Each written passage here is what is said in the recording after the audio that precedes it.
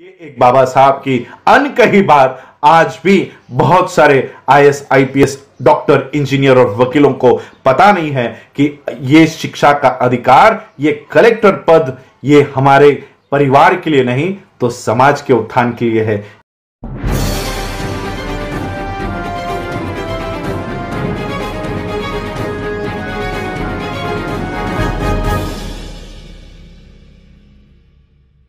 विश्व के सभी मेरे साथियों को राजरत्न अंबेडकर की ओर से जय भीम, नमो बुद्धाय।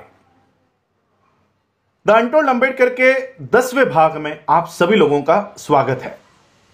यह बात उस समय की है जब डॉक्टर बाबा साहब अंबेडकर कानून मंत्री के पद पर विराजमान थे।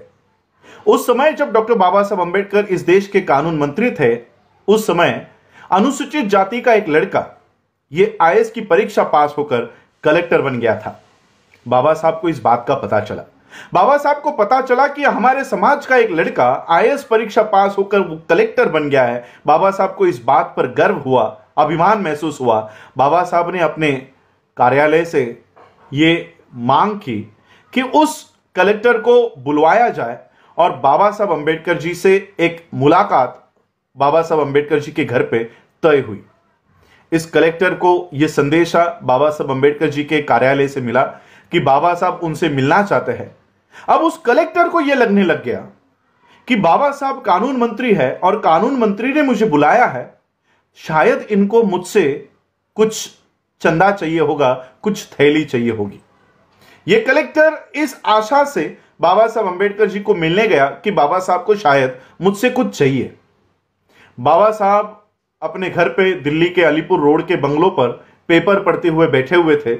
यह कलेक्टर उस समय बाबा साहब से मिलने आया। बाबा साहब ने पेपर पढ़ते पढ़ते उसको पेपर को हटाया। बाबा साहब ने देखा कि वो कलेक्टर बेटा, वो कलेक्टर बच्चा मुझे मिलने के लिए आया है। बाबा साहब ने पेपर बगल में रखा और उस कलेक्टर से कहा कि तुम अब नए नए कलेक्टर बने हो। कलेक्टर ने कहा कि जी मैं अभी कलेक्टर बना हूं। बाबा साहब ने कहा कि शासन ने आपको लाल बत्ती की गाड़ी दी होगी। कलेक्टर ने कहा हां मुझे लाल बत्ती की गाड़ी दी है। बाबा साहब ने कहा एक काम किया करो, हफ्ते में एक बार या 2 हफ्ते में एक बार जैसे आपको समय मिले, उस गाड़ी में बैठकर आप जिस बस्ती में रहा करते थे, जिस घर में आप रहा करते थे, उस बस्ती में एक बार उस गाड़ी में बैठकर चक्कर मार के आया करो। कलेक्टर ने कहा ठीक है और बाबा साहब अपना पेपर पढ़ने में फिर बिजी हो गए। आधे घंटे के बाद, 40 मिनट के बाद जब बाबा साहब ने पेपर हटाया, तब बाबा साहब ने देखा वो कलेक्टर बच्चा अभी भी खड़ा है। बाबा साहब ने कलेक्टर से पूछा क्या है, क्यों खड़े हो?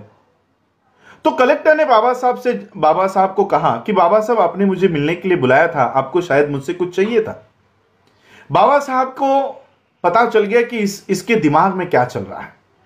बाबा साहब ने उस कलेक्टर को बिठाया और कहा कि आपको पता है मैंने आपको क्यों कहा कि आप जिस बस्ती में रहा करते थे, जिस चाली में रहा करते थे, वहां पर अपनी गाड़ी में बैठकर, लाल बत्ती की गाड़ी में बैठकर एक चक्कर लगाकर आया करो। ऐसा मैंने आपको क्यों कहा, पता है आपको? कलेक्टर ने कहा नहीं, मुझे नहीं पता कि आपने ऐसा क्यों कहा। बाबा साहब ने कहा कि जिस दिन तुम अपनी गाड़ी में बैठकर, लाल बत्ती की गाड़ी में बैठकर अपनी बस्ती में जाओगे, जैसे ही तुम्हारी गाड़ी उस बस्ती में प्रवेश करेगी, कुछ औरतें वहां पर रास्तों के ऊपर कपड़े धो रही होंगी। वो कपड़े धोते धोते तुमको देखेगी। तुम्हारी गाड़ी जैसे ही आगे जाएगी, कुछ औरतें वहां पर बर्तन मांज रही होंगी। वो बर्तन मांजते मांजते तुमको देखेगी। कोई गोबर लगा रही होगी, वो गोबर लगाते लगाते तुमको देखेगी। कोई झाड़ू मारते मारते तुमको देखेगी और यह सोचेगी कि कल तक ये लड़का हमारी बस्तियों में घुमा करता था, आज पढ़ाई लिखाई करके ये कलेक्टर बन गया। वो कपड़े धोने वाली औरत, बर्तन मांजने वाली औरत, गोबर पोतने वाली औरत, झाड़ू मारने वाली औरत, वो अपने मन में यह तय करेगी कि अगर ये लड़का अगर कलेक्टर बन सकता है, पढ़ाई लिखाई करके अगर ये कलेक्टर बन सकता है, तो मेरा बच्चा भी कलेक्टर बन सकता है। ये भावना उस औरत के दिमाग में, मन में प्रवेश करेगी और इस तरह से हजारों कलेक्टर हमारे समाज में तैयार होंगे।